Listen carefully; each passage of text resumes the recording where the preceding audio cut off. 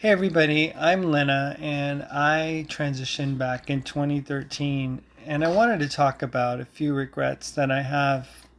Well, actually, a lot of regrets that I have in doing so. And this all stemmed from a post that I wrote back in, well, not too long ago, a few days ago. And I was talking about things that had taken place in my life from the moment I decided to transition to the current day and my experiences. So I'll just read and ad lib a little bit as it goes. In late 2013, I made the decision to sacrifice my role, the role that I was given by God from ever since I can remember, to be a dad and a husband for the sake of what I, at one time, thought to be a higher purpose, to finally live what I had determined to be my own authentic life. It's funny that we use the word I a lot in the trans community. I need, I want, I have to have, I choose to be. You get the picture. What is not more authentic, truly, than being given the precious gift of being entrusted by God with tiny little human lives of priceless value? What higher purpose, what loftier thing was I supposed to find for my life? What greater purpose of meaning was I supposed to discover in traveling down the path of no return? Had I lost something that I had to turn my world literally upside down in order to find? Didn't I have everything I could ever have hoped to have in this life? It's crazy because I did have it all. I had my faith, I had my mom and my sister, I had my incredibly gracious wife, and the love of five beautiful, incredible children. Not to mention my in laws and my relatives from the other side of the family. I had favor. I had achieved many things in my career, and I had recently even started my own company and had lots of clients who loved my work. I had the favor of both my family and my friends. My creative list of clients that I had worked with were many, and they had literally allowed me to travel around the world working for them. I was at a place in my life where I could literally get a call from any one of these clients and I would be off on a jet to a foreign country in a moment's notice. It was that kind of life. I really enjoyed it. I enjoyed what I did. I worked in television production, and it's never a boring time because there's always something new happening. There's always some new event taking place or something like that. God had so blessed me and my family, and we had been allowed the blessing and the ability financially to be able to homeschool. And even when that wasn't as accepted and preferred as it is now, I am so grateful that my kids were able to experience it, because the two oldest, both my son and my daughter, they both graduated from the same prestigious and well-renowned Christian university in the past 2 years, my daughter the most recent. The thing is that my authentic life, this new me that I discovered, well, that didn't allow me to see either of them get their diploma. Let me share with you one other not so minor thing that me living my authentic life kept me from. My oldest son, he married his college sweetheart in the summer of 2020. And instead of me being a part of his life, I was only able to watch it as a commoner, anybody that would ever just log into Facebook a week later on social media, because I had no idea that he had even gotten married. I barely had found out that he had gotten engaged. He didn't call me to say, "Hey Dad, I am so excited. My fiance and I'm like, nothing. I'd never heard anything, because my son and I, although I used to travel with him, take him to NBA games with me and do events and things, and television. He even worked alongside me. He used to be my utility. He literally, we don't have a relationship anymore. We don't have a connection. So what kind of life is this, really? What is remotely authentic about it? It's just like, it makes no sense now, but it's too late, you know? You see, that's the thing that people don't tell you, is that you lose. And you lose a lot. They tell you, "Oh, hon, they'll come around eventually when they get a chance to see the real you," right? The thing is that they thought that they did see the real me. They lived with me for, well, all their life. And it's been almost 10 years. And I'm still waiting. But at this point, I may wait for my entire life to ever even hold or hug any of them.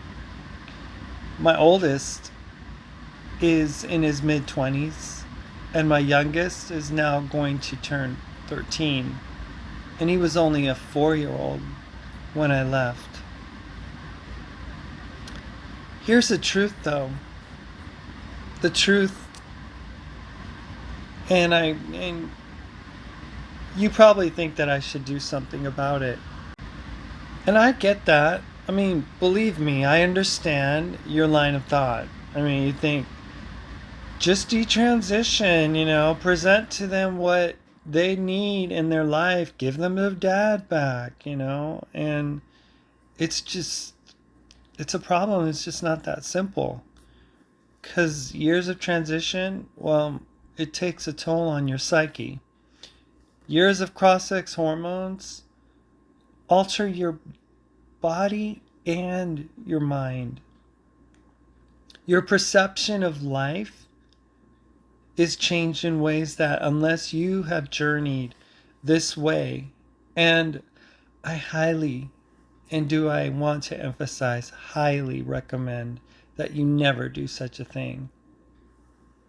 You just can't possibly understand. So yeah, what about that authentic life that I went off to discover? Well, I want to let you all know that after this journey, I never did find it. I never found what I was looking for. I know what Esau felt like when he gave up his inheritance for some random bowl of soup to a scheming younger brother. Those of you who are acquainted with that story in the Bible with Jacob and Esau would understand. I know that what it feels like to sell Jesus for 30 pieces of silver. I know what it means to look in the eyes of God, the Son of God, and have him tell you to sell it all and you just look at him and you turn away because you want to follow your own dreams, your own hopes, and in the case of a trans person, your own authentic life. I know. Believe me, I know. I will have to cling to Jesus alone, for his grace to be shed on my life to ever attain his mercy for all of the selfish decisions that I have made for my life. I did what I thought, and again, understand how many times I'm saying I, you'll get a picture of the depravity of our narcissistic and selfish, self-absorbed, self-consumed, me mentality about all of this. I literally believed that my actions and choices were justified because it was the way that God had made me. I mean, that's what I was led to believe. Others confirmed and affirmed me as much as they could. God made me trans, Mom. God made me trans, to my sister when she asked. God made me trans, kids. And also to my poor wife who never saw it coming for so many years. Hey, everyone who knew me before, I'm okay. God did this to me. See how easy it is to justify everything because we think that we are self-preserving ourselves, that we are actually being honest with ourselves, that we're actually being authentically open about who we are. There's a lot of talk made about the feminine soul, the female soul within. And it's just not true. I mean, you are who you are. And you may have a personality that is not as masculine or not as feminine or whatever, but it really isn't about you having a feminine spirit because spirits aren't gendered. The thing is that God didn't make me this way. I did it. I created myself in the image that pleased me. Now what? There really is no place else to go. This is a one-way ticket to nowhere that makes meaningless everything that once gave you purpose. And if you are wrestling with gender identity issues, it's really okay to wrestle. Get help though. Not a bunch of fans. Don't go looking online. Don't waste your time looking up videos that promote what you want to see yourself do in the future. It's easy to get affirmed that way. There are literally thousands of videos that are going to encourage you to do things that you may very likely regret. If you're wrestling with gender identity issues, you can entrust your feelings, your traumas, your hurts, your failures, your struggles, your battles to someone who you trust. Not just some random person, but someone that you can confide in and that you know you will get honest answers from. A person who's not biased, but who will deliver it to you straight not an enabler. We have so many of those.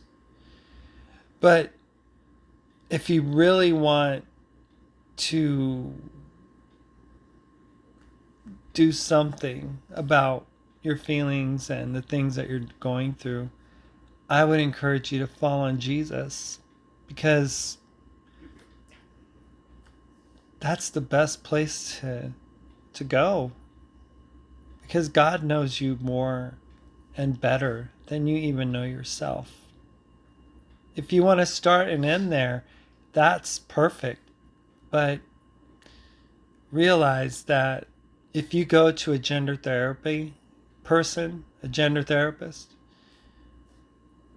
just understand that they're just going to find ways to justify your desire to want to be there and to be trans. They have an investment, they have a motivation, and they're there not for your benefit. Many of them are there for other benefits, and they work for others. If you're a parent of a trans questioning, gender questioning child, love them, but don't pacify every whim of your little one. Giving in to the current gender ideology du jour is the trendiest thing to do these days. I mean, trans is like the in thing. It's the new goth of the 80s or something, right?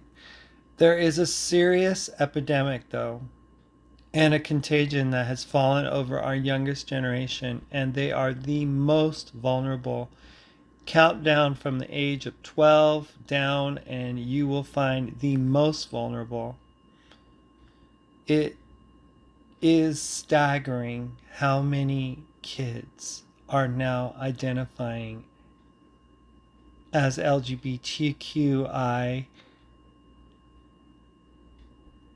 The current trends point to the fact that even the younger ones, the 12 and unders that I was mentioning, they're going to be even more affected by gender than the previous one. And the previous one, some say that over 25% of Gen Y is actually identifying in the LGBTQI. Rapid onset dysphoria is not, it's not some concocted term. The amount of kids presenting as trans, not only now, just the parents, that's what was before. It wasn't a kid thing. It was just a older person, older adult thing. But now even parents and their kids are now becoming trans, like within years of each other. The parent transitions and then the child transitions with them later. It's crazy, you guys. It's out of control.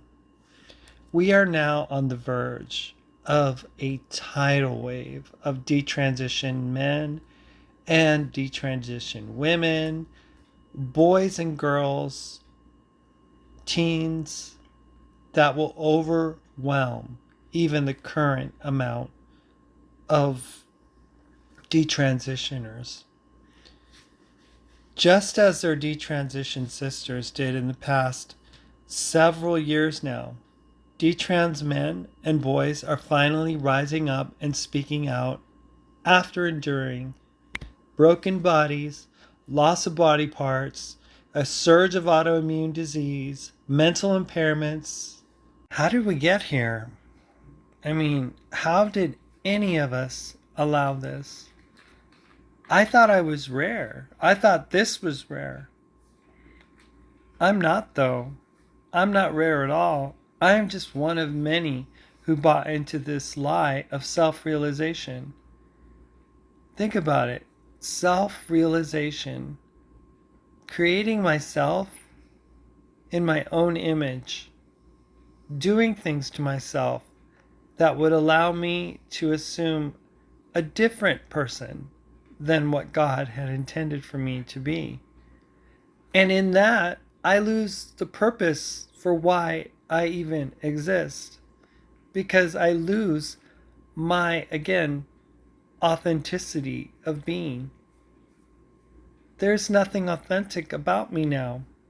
There's nothing purposefully authentic that I can do, because I literally have castrated myself.